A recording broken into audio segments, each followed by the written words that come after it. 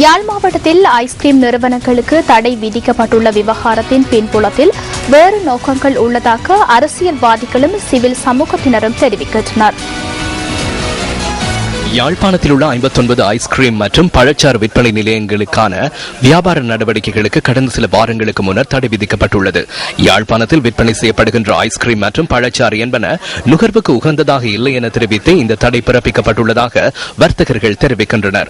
எனினும் மக்களின் சுகாதார நலன் கருதி இவ்வாறு சில ஐஸ்கிரீம் மற்றும் பழச்சாறு விற்பனை நிலையங்களுக்கு தடை விதிக்கப்பட்டதாக வடமாகாண சுகாதார பணிப்பாளர் நியூஸ் ஃபர்ஸ்டுக்கு தெரிவித்தார். எனினும் இது குறித்து தமக்கு இதுவரை அறிவிக்கப்படவில்லை என யாழ் மாவட்ட உப உணவு மற்றும் குளிரூட்டப்பட்ட பொருட்கள் உற்பத்தியாளர்கள் சங்கம் தெரிவிக்கிறது. இன்றைய பத்திரிகையில் 29 நிறுவனங்கள் மீளவும் திறக்க அனுமதிக்கப்பட்டதாக பிராந்திய சுகாதார பணிமனையிலிருந்து தகவல் கிடைத்ததாக யாழ் வர்த்தக சங்கத்தினால் வெளியிடப்பட்ட செய்தி தொடர்பாக நாங்கள் இன்று எமது சங்கத்தில் உள்ள அங்கத்தவர்கள் அனைவரையும் தொடர்பு கொண்டு கேட்டபோது எமது சங்கத்தில் அங்கத்துவம் இருக்கின்ற எந்த ஒரு நிறுவனங்களுக்கும் இதுவரை அனுமதி கொடுக்கப்படவில்லை. இது அனுமதி கொடுக்கப்பட்டதாக வெளியான அந்த 29 நிறுவனங்களில் பெரும்பாலான நிறுவனங்கள் பெரிய நிறுவனங்கள், இதுக்கு அவர்களுடைய கிளை நிறுவனங்கள், அது சம்பந்தமான நிறுவனங்கள் மட்டும்தான் இந்த அவர்கள் தொடர்ந்து இயங்கி வந்த நிறுவனங்களுடைய பட்டியலையும் வெளியிட்டிருக்கிறார்கள். அதுபோல எமது நிறுவனங்களிலிருந்து உற்பத்தி பொருட்களை எடுத்து வியாபாரம் செய்யும் கூல்வார், அவர்கள் உற்பத்தி செய்யாமல் எமது நிறுவனங்களில் இருந்து எடுத்து உற்பத்தி பொருட்களை எடுத்து வியாபாரம் செய்யும் அந்த நிறுவனங்களுக்கும் கொடுக்கப்பட்ட அனுமதிகளையும் இந்த லிஸ்டிலே உள்ளடக்கி அவர்கள் 29 நிறுவனங்களுக்கு அனுமதி கொடுத்ததாக அறிக்கை வெளியிட்டிருக்கிறார்கள். ஆனால் இந்த அறிக்கையில் எந்த விதமான உண்மையும் இல்லை. எமது சங்கத்திற்கு உட்பட்ட உற்பத்தி நிறுவனங்கள் எவைக்கும் இதுவரைக்கும் அனுமதி வழங்கப்பட்டதாக எமது சங்க அங்கத்தவர்கள் எமக்கு அறிவிக்கவில்லை. இதேவேளை ஐஸ்கிரீம் விற்பனை நிலையங்களுக்கு தடை விதிக்கப்பட்ட விடயத்தின் பின்புலத்தில் வேறு நோக்கங்கள் இருப்பதாக பல தரப்பினரும் குற்றம் சுமத்துகின்றனர். சுகாதாரத்தை நாங்கள் உறுதிப்படுத்துகின்றோம் அல்லது மக்களுடைய நலன்களை நாங்கள் பேணுகின்றோம் என்கின்ற ஒரு போர்வையிலே கைத்தொழில் முயற்சியாளர்கள் முழுமையாக அழிந்து போகின்ற ஒரு அணுகுமுறையை கைக்கொள்ளப்படுவதனை இந்த வகையிலும் ஏற்றுக்கொள்ள முடியாது. நாங்கள் நினைக்கின்றோம் இது திட்டமிட்ட ரீதியிலே தமிழர்கள் என்பதற்காக அவர்களை அழிக்க வேண்டும் என்பதற்கு, அவர்களுடைய பொருளாதாரத்தை அழிக்க வேண்டும், அவர்களை ஒரு கூலிகளாக மாற்ற வேண்டும் என்கின்ற ஒரு நோக்கத்தோடு அரசாங்கம் திட்டமிட்டு மேற்கொள்கின்ற ஒரு முயற்சியாகத்தான் நாங்கள் இதனை பார்க்கின்றோம். தென்னிலங்கையில் இருக்கக்கூடிய உற்பத்திகளை இங்கே கொண்டு வந்து சந்தைப்படுத்துவதற்கான ஒரு சிறந்த சந்தையாக யாழ்ப்பாணம் இருக்கின்றது. குளிர்களின் நிலையங்களில் இருந்து கிடைக்கின்ற வருவாய் என்பது மிகவும் உயர்வானது. அதனை இந்த சொந்த மண்ணில் இருக்கக்கூடிய தமிழர்கள் அந்த தொழிலிலே ஒரு முதலீட்டை செய்து அவர்கள் அதிலே ஒரு சொந்த உற்பத்தியாளர்களாக அல்லது ஒரு சிறந்த ஒரு முயற்சியாளர்களாக வந்துவிடக்கூடாது என்பதற்காக, இதனை அளிக்க வேண்டும் என்பதற்காக மேற்கொள்ளப்பட்ட ஒரு முயற்சியாகத்தான் நாங்கள் இதனை பார்க்கின்றோம். இதே போன்ற ஒரு நடவடிக்கையை தென்னிலங்கையில் ஒரு பெரும்பான்மை சமூகத்தை சேர்ந்தவர்கள் மத்தியிலே ஒரு பொழுதும் செய்திருக்க முடியாது. ஒரே அடியாக இவ்வளவு தொகையான கடைகளை மூடி அவர்களுடைய முதலீட்டில் இருந்து அவர்கள் அழிந்து போகக்கூடிய வகையிலே அவர்கள் இந்த நடவடிக்கைகளை எடுத்திருக்க முடியாது. எவ்வாறாயினும் இந்த பிரச்சினைக்கு விரைவில் தீர்வினை வழங்க அதிகாரிகள் நடவடிக்கை எடுக்க வேண்டும் என மக்கள் குறிப்பிடுகின்றனர்.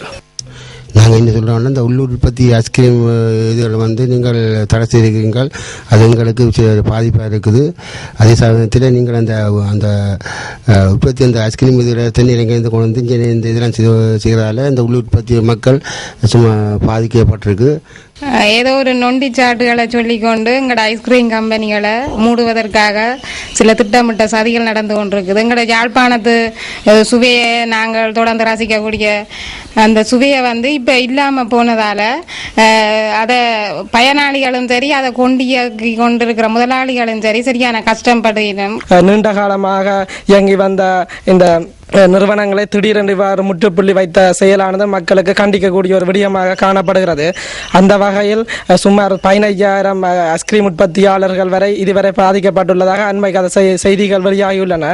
அந்த வகையில் இந்த மலத்தொற்று காரணமாக இந்த ஐஸ்கிரீம் நிறுவனங்கள் மூடப்பட்டுள்ளதாக சில யாழ் அரசியல்வாதிகள் மற்றும் இதுக்கு சம்பந்தப்பட்ட உயர் அதிகாரிகள் கருதுகின்றனர். இதுவரை காலமும் இவ்வாறு காணப்படாத ஒரு மலத்தொற்று நோய் தற்பொழுது வந்துள்ளது என்பது கேள்விக்குறியான விடயமாக இருக்கிறது.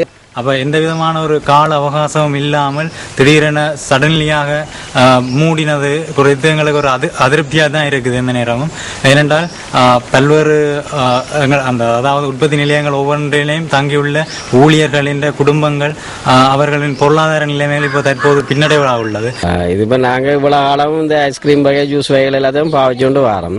ஒரு தரம் வருத்தமுண்டோ இல்லாட்டி அதால் எதுவும் பெரிய பாதிப்புகள் ஏற்பட்டதுண்டோ இது வரைக்கும் ஒரு தரம் சொன்னதும் இல்லை, இல்லாட்டி ஏதாவது ரிப்போர்ட்டுகள் கொடுத்ததும் இல்லை. அப்படி இருக்க இதுக்காக இந்த ஐஸ்கிரீம் கடைகள் எல்லாத்தையும் பூட்டோணும், ஐஸ்கிரீம்கள் எல்லாம் புல என்று சொல்லி திடீரென்று இதை கொண்டு வந்திருக்கிறவன்றது விளங்கல எங்களுக்கு என்னென்று. எனது கணவரும் ஐஸ்கிரீம் உற்பத்தியை மேற்கொண்டு வருகின்றார். ஆனால் திடீரென எங்களோட ஐஸ்கிரீம் உற்பத்தி நிலையம் மூடப்பட்டுள்ளது. அதற்கு எந்த காரணங்களும் தரப்படவில்லை. வாழ்வாதாரங்கள் மிகவும் பாதிக்கப்படுகிறது. நம்முடைய தொழில் அதாக இருப்பதனால் எங்களோட குடும்ப சூழ்நிலை மிகவும் மோசமான நிலைக்கு தள்ளப்படுகின்றது. பாடசாலை மாணவர்களுக்கு எவ்வளவு செலவென்று உங்களுக்கு தெரியும். நாளாந்த செலவுகளையும் எங்களால் ஈடு செய்ய முடியாதுள்ளது. இதற்கு தகுந்த நடவடிக்கை எடுத்து தருமாறு அனைவரையும் கேட்டுக்கொள்கின்றேன்.